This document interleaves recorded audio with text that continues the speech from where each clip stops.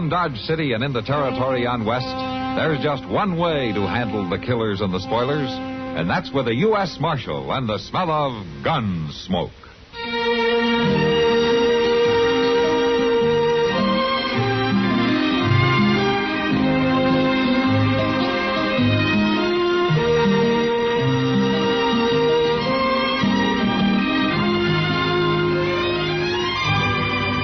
Gunsmoke, starring William Conrad.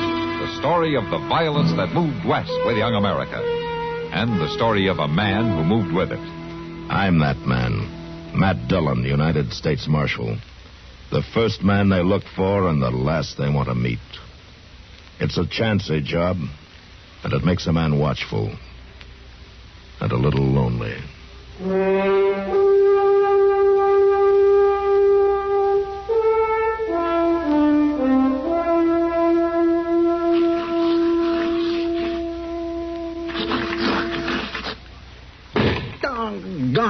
What's the matter, Chester? Well, I just can't figure out how he done it, Mr. Dillon. Who did what? Well, that fellow with the medicine show over back of the Dodge house. Oh, that again. Well, Sam and me had it all figured out. Sam would watch from one side, and I'd watch from the other, and when he'd move them 3 walnut shells around, we just knew which one the pea was under. Sure you did. And by golly, somehow we still lost $6 apiece. I've been fooling with it here, trying to puzzle out how he done it. There ain't nothing to it except 3 walnut shells and a pea. And a pretty smart man operating them. Well, now, me and Sam ain't exactly dummies, you know. Well, Matt, you better come quick. What is it, Doc? Darrell Bragan and some of his riders. They're up at the livery stable.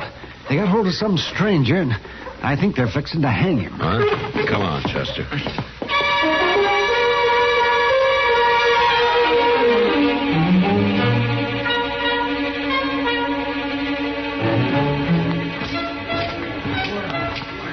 By jing, they mean business, Mr. Dillon. Look at that rope. Yeah. What did they do, Doc, to get Bragan all riled up? Well, I didn't wait to find out, Matt. Well, it don't take much to get Bill Bragan riled up. That's for sure. Hey, Bragan. What's going on here, Bragan? This ain't nothing the law need bother about, Marshal. Oh? We caught this here saddle bum dead to rights. There ain't no use wasting time on a trial. I see. Yeah, it looks to me like you've already pushed him around some. Is he conscious? He will be before we string him up. I want him to know just why we're doing it. Doc, take a look at him, will you? Sure, Matt. Just stand back there, please. Let me have room. Now, Bragan, suppose you tell me why you're about to lynch the man. It ain't none of your concern, Marshal. You go on about your business and take Doc with you. There ain't no use patching up a fellow that's going to be dead in 10 minutes anyhow. Hasn't anybody told you we got laws in Dodge City now? Laws for them that needs it. This ain't the first horse thief I've hung. Those days are over, Bragan. And so's the hanging, boys. You come on down out of that loft and you bring the rope with you. Marshal, we caught this man with 2 of my best horses. Blooded stock that's been missing off the ranch since last month. If he's stolen, the law will deal with it. No, Marshal. We'll deal with him. Bragan, you keep your hand away from that gun. I will. When you get out of here and leave us be. You will right now. Here, Chester. Get Bragan's gun. Yes, sir. How's the fella, Doc? Well, he's been beat up some, kicked around a little, but he'll be all right. Then let's get him over to the jail. Say, give me a hand here, will you, Chester? Sure, Doc. All right, you men drag Bragan over there to the horse trough and you stick his head in it. Tell him he can pick up his gun at the jail as soon as he cools off. And another thing. The next time any one of you brings a rope into town, you keep it tied to your saddle. Do you understand?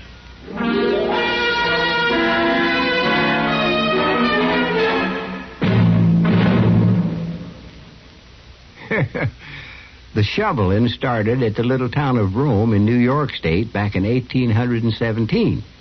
And on July 4th, 1967, the post office released a special sesquicentennial stamp there in honor of the big ditch they dug, which, it says on the stamp in my album here, was the Erie Canal. Now, in case you don't know, that canal went all the way from Buffalo on Lake Erie to the Hudson River, connecting the Great Lakes with the Atlantic Ocean. The biggest waterway ever built in the United States at the time, and it was done mostly by the Irish just over from the old country, who did their digging with spit and mussel. Yep. Made lots of money for years on tolls. And the traffic and freight and people through the canal was mainly responsible for building up the Midwest and keeping business in the East busy doing it. Well, of course, the Erie Canal ain't what she used to be, because the railroads do most of the job now.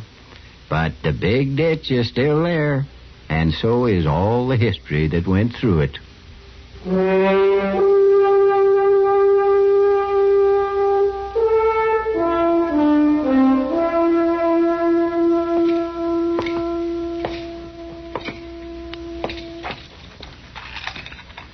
You the marshal? Yeah, that's right. I'm Jesse Hyatt. How'd I get here, Marshal? We carried you here, Jesse. How do you feel? Oh, Marshal, I couldn't feel no sorer if they drove a herd of longhorns over me. Well, it could have been worse, you know. They were fixing to hang you. You know something, Marshal? Dodge City ain't the friendliest town in the world when you come right down to it.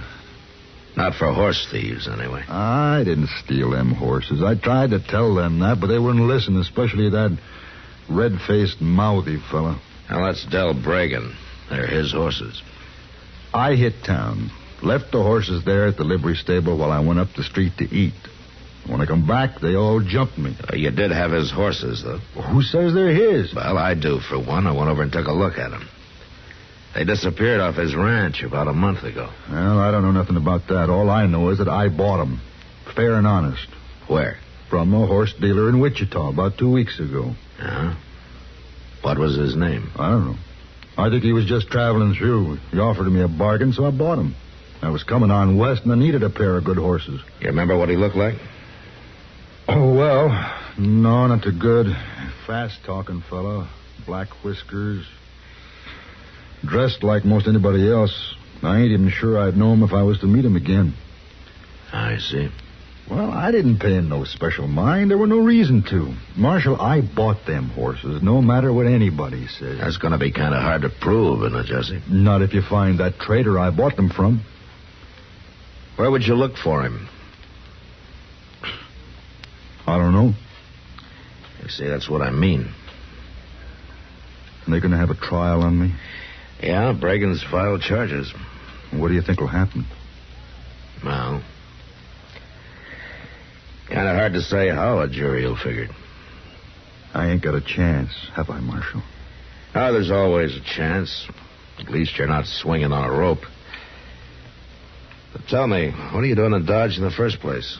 Just passing through. I got an aunt who lives alone upriver. She wrote she needed help running the place. Uh-huh. I'm sorry to bother you, Mr. Dillon, but there's somebody out there to see you. Oh, all right, Jesse. Jesse, if you can think of anything else that might help, you let me know, huh? There ain't nothing, Marshal. I'm a goner. We both know it. I think you're kind of rushing things, Jesse. All right, come on, Jesse. Yes, sir. Mr. Dillon, it's that young and Adele Bragan. Oh, you mean Tommy? Yes, sir. Ah, hello, Tommy. How have you been? Oh, fine, Marshal. Could I see that fella, please? What fella? The one that Pa tried to hang this morning. That one he treated mean. Like he treats everybody mean. Why, your pa thinks he's doing right, It Tommy. ain't right to be like he is. I know it ain't right. And someday the devil's gonna get him. Now, Tommy, that... Could I see that fella, Marshal, please? I want to tell him I'm sorry. Well, all right, Tommy. You go on back through that door there. He's in the last cell. Oh, thanks, Marshal.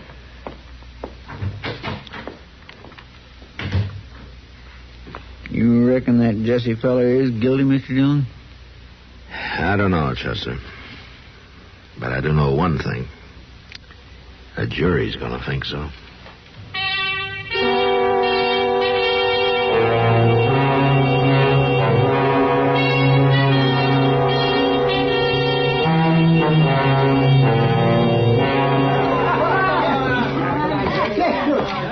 Matt, wait a minute.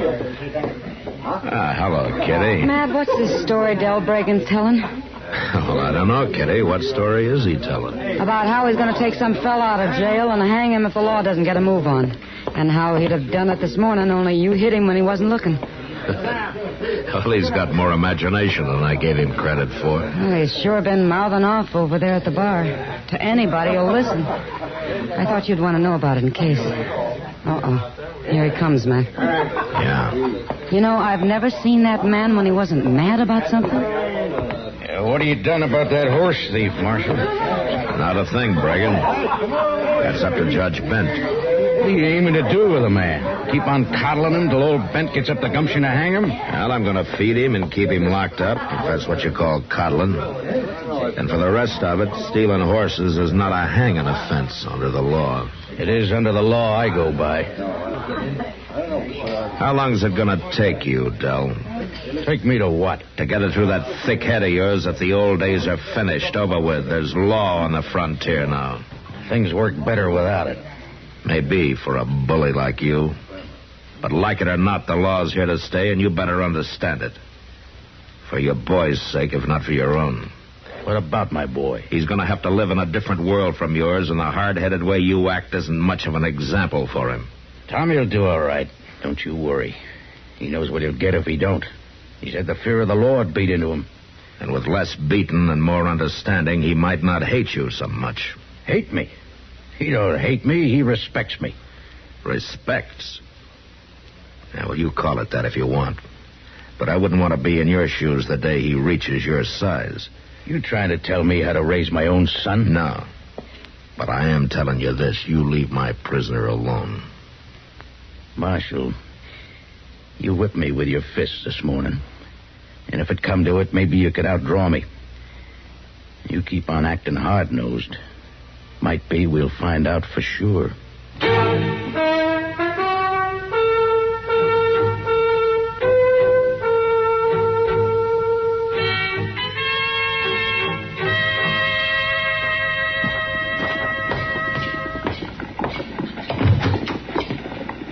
Mr. Dillon? Now, things been quiet, Chester? Yeah, nary a soul's come near. You'd think this jailhouse had been quarantined for the pox or something. Well, you're lucky. It's given you more time to study that shell game, hasn't it? Sure ain't done no good. I've been at it all evening, and I still can't figure out how that fella's skun us.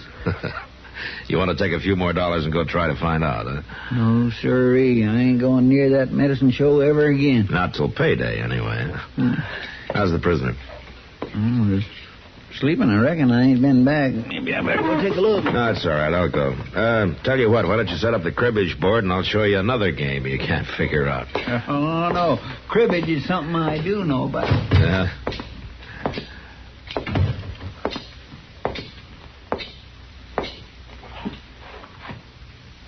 Wow. Just don't move, Marshal. Where'd you get the gun, Jesse? Don't make no difference where. You move easy now, Marshal. I'll blow a hole right through you. What good would it do you? You'd still be locked up. Not for long, I won't. Because you're going to let me out. Don't lay money on it. Open that cell door, Marshal, right now. Don't be a fool, Jesse. The worst you'll get now is a prison sentence. You pull that trigger and you'll hang. I ain't going to prison for something I didn't do. You open that door and hurry up about it. Now, give me the gun, Jesse. You're not going to shoot, and we both know it. Now, come on, hand it over. I'm warning you. I will shoot. You'll still be locked inside the cell. If you did shoot me, you wouldn't be ahead any. Now, let's have the gun. Come on.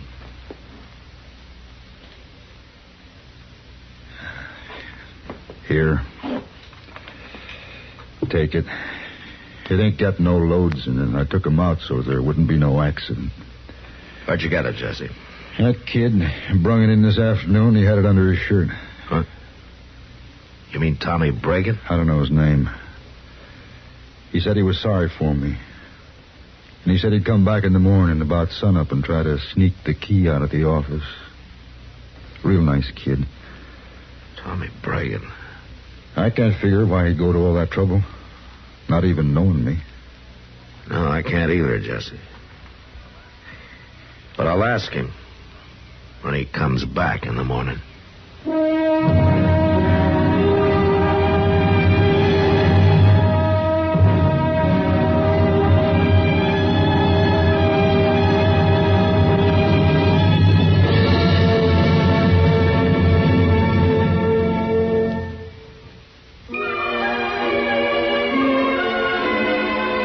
Hometowns in America have a lot in common, and yet they're each one of a kind. Take, for example, Pittsburgh, Pennsylvania. The smoky city is smoking less now and enjoying it more. Mostly because Pittsburghers decided a decade or so ago that enough was enough. Now their smoke and polluted air problem is virtually non-existent. Over in Shadyside, you can catch the pit crowd at the Encore, or the party may have moved across the street and down on the corner to Fox's. On Grant and 7th, the lighted dome of the Coppers building signals the weather. And at Gateway Center, the Monongahela and the Allegheny form the Ohio at the Golden Triangle. Pittsburgh's people meet under the clock at Kaufman's on Smithfield, or lunch at Lamont in Mount Washington. Meanwhile, the Pirates play at Forbes Field. The teens are at McKeesport's White Elephant. Office workers drift in Mellon Square. And the animals nap at Highland Park Zoo. But if your hometown is Pittsburgh, you already know this. We only wanted to remind you it's still there.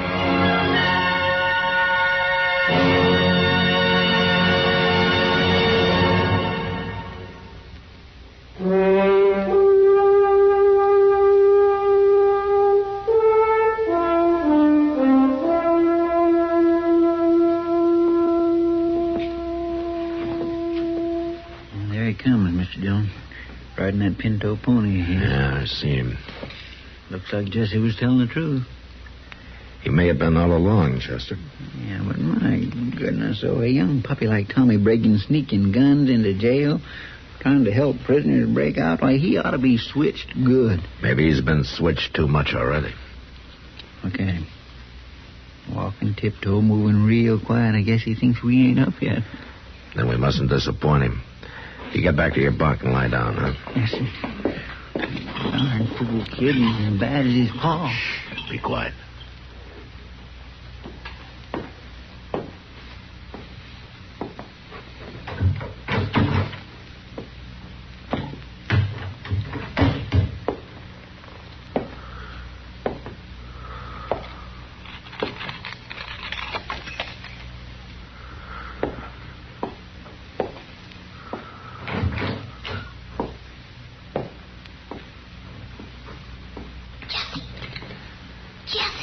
Let's surprise him, Chester. Right. Morning, Tommy. Oh, Marshal, I thought you was... I guess Jesse was the only one who was really asleep, huh? Hey, what's going on here? What are you doing here, Tommy? He was letting you out, Jesse. I had to. It ain't right him being in there. You gave him a gun yesterday, Tommy. Did you want him to kill me with it? I thought we were friends. No, it wasn't to kill you with. It was to keep... It's under his shirt. You mean Tommy Bragan? I don't know his name. He said he was sorry for me. Because I just know, that's all. Boy, if you know, tell him who did it. My pa's always beating me, yelling at me. I wanted to get even with him. Get even with him? How? By giving them 2 horses away. What? You gave your pa's horses away? I wanted to get even with him for being so mean all the time. Well, who'd you give them to, Tommy? Oh, some fella riding through. He had black whiskers, and hey, he said Marshal, he was heading east. That's the man, Marshal. That's who I bought them off of. Ah. All right, come on out, Jesse. Let's go into the office.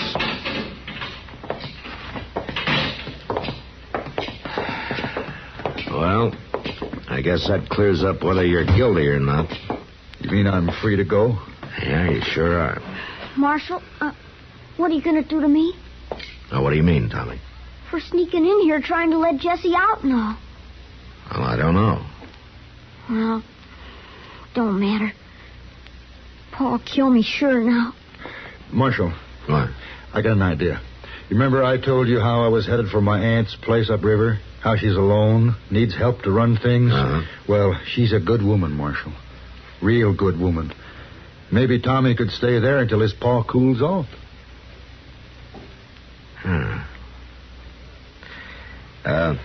Tommy, Yeah? how'd you like to go with Jesse up to his aunt's place for a little while, huh? Could I? In the meantime, I could talk to your pa, but I won't tell him where you are just yet. Yeah, but, Mr. Dillon, when Reagan finds out where Tommy is, he'll come after him with a whole handful of switches. No, I don't think so, Chester. Tommy, maybe this will give your pa a chance to think things over. And you know something? He might even learn the difference between fear and respect. All right, now you two get going.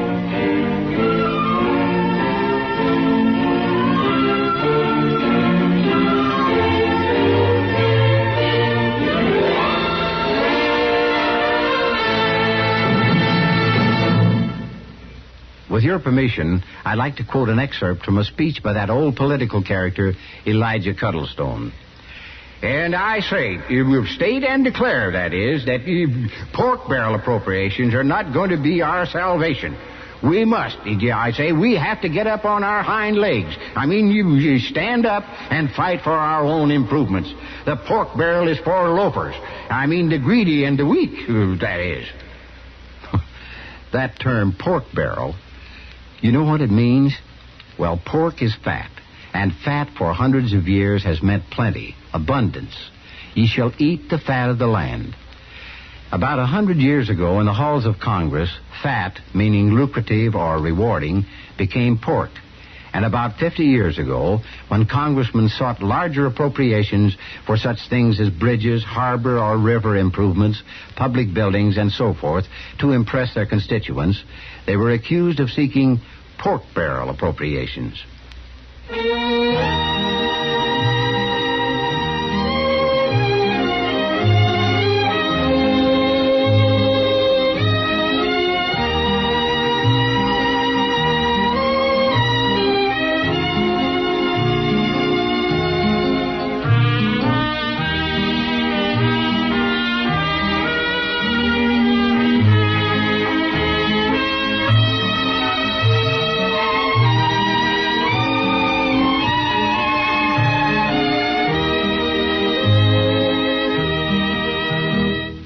Gunsmoke. Produced and directed by Norman Macdonnell. Stars William Conrad as Matt Dillon, U.S. Marshal.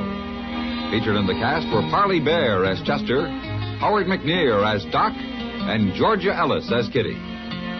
George Walsh speaking. Join us again next week for another specially transcribed story on Gunsmoke.